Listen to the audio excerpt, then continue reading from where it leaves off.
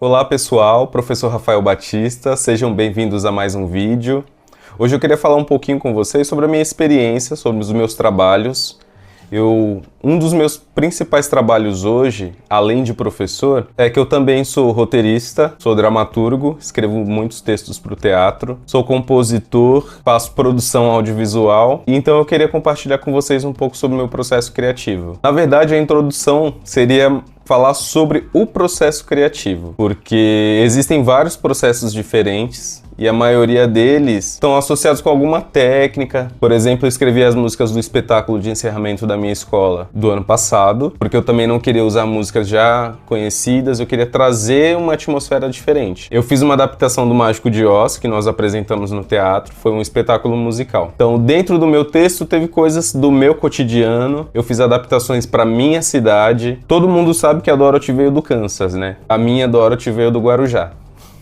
Então, o meu processo criativo ele está 100% baseado nas minhas experiências, nas minhas vivências, nas minhas memórias e de acordo com tudo que eu consumo. Eu gosto muito de escrever comédia, porque eu sei que a comédia conecta melhor com o público. Então, por mais que o meu texto ele seja mais polido, mais político, que traga uma crítica, ele também vai ter aquele alívio cômico que vai conectar com todo mundo. Então, a ideia é transmitir a mensagem de forma leve, mas também trazer essa crítica que eu gosto de trazer nos meus textos. E aí, pro roteiro dos vídeos, por exemplo, tem vídeos que eu não consigo roteirizar porque eu acho que vai ficar muito quadrado, vai ficar aquele padrão que eu não gosto de consumir. Atualmente, o conteúdo que eu mais consumo na internet, principalmente no YouTube, são podcasts, porque são conversas soltas, né? Geralmente, o host do podcast, ele tem as perguntas pré-estabelecidas já, ele faz aquele estudo prévio para conhecer quem ele vai entrevistar e o que ele pode ou não perguntar, mas a conversa costuma ser fluida. E por gostar desse conteúdo, eu prefiro gravar assim para vocês. Já a música é um processo muito específico e para cada música específica. Eu ainda não encontrei uma fórmula que eu componho, apesar de que eu costumo compor melhor sob pressão. Então eu prefiro ter a demanda para compor. Eu não sou o tipo de compositor que senta, vou pensar numa música e começa a escrever. Ou então que vem essa inspiração e compõe. Eu acredito que a minha forma de extrapolar,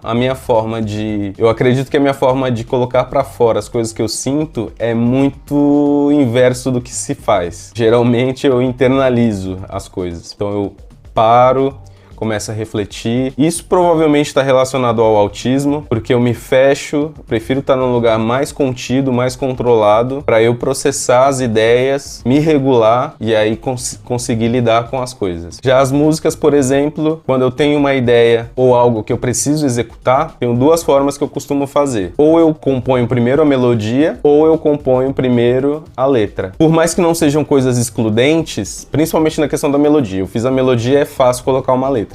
Mas quando eu faço a letra, eu tenho muita dificuldade de colocar a melodia. Aí eu acabo construindo as duas juntas. Então primeiro eu faço a poesia e aí vou desenvolvendo a música e alterando a letra, né? Provavelmente a boa parte dos compositores também fazem assim. Por isso que existe muito processo colaborativo na composição. Muita gente acha isso um absurdo, mas eu entendo e acredito na grandeza das coisas que acontecem em coletivo. Tem uma polêmica enorme aí que acontece com a Beyoncé, por exemplo. Muitas das músicas dela é composta em colaboração, ela é coautora das músicas. Não a diminui como compositora e nem reduz a grandeza da obra, porque se ela tá onde ela está hoje, através das músicas dela, tudo tem o dedo dela ali no meio, né? E aí volta num problema antigo, que eu já tinha comentado antes com vocês, que é do preciosismo, né? Às vezes eu quero a música perfeita, que tudo esteja redondo e que tenha nascido de mim. Essa última parte não é obrigatória, mas a perfeição sempre me pegou muito. Hoje eu escrevo junto com o Benito, que é meu amigo, e juntos escrevemos, acredito que 98% das músicas da novela O Sonho de Luísa, que vai lançar em breve, e eu tive um prazer maior do que nunca para escrever, principalmente por estar com um amigo e ser uma pessoa com o conhecimento e a bagagem artística que ele tem. E isso acaba sendo uma dificuldade, às vezes,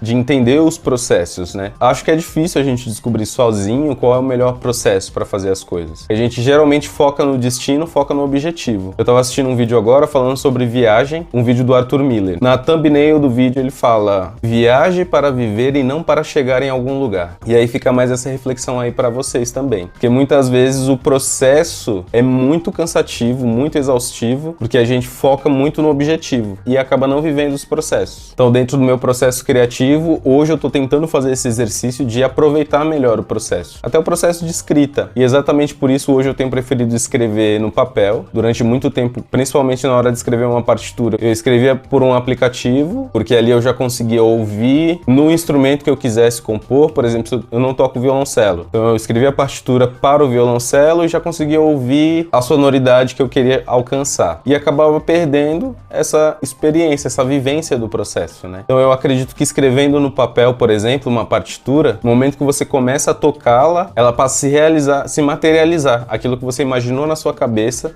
se torna material. E isso está ligado com um outro vídeo que eu assisti recentemente com a Rebeca, que falava sobre o tédio, que a gente não quer viver o tédio. Então a gente acaba se ocupando de qualquer coisa para não viver o tédio. Então no momento que você está entediado, ou você vai ver um vídeo no celular, ou tenta se ocupar com alguma outra coisa, vai pra academia, vai ler um livro, vai escutar uma música, vai fazer uma faxina na casa, porque você não se permite simplesmente se desligar. Porque nesse momento que você se desliga, se desconecta, você tá sozinho consigo mesmo, né? E muitas vezes isso não é interessante. Então, se vocês quiserem saber um pouco mais sobre o meu processo criativo, mais especificamente sobre algum desses que eu falei, sobre como eu planejo as minhas aulas, como eu escrevo minhas músicas, posso até escrever uma música com vocês, deixa um comentário aqui embaixo. E quem sabe o próximo vídeo pode ser esse. Então, se você gostou desse vídeo, se inscreve no canal, deixa o seu like, deixa o seu comentário, ativa o sininho para receber as notificações e eu te vejo no próximo vídeo.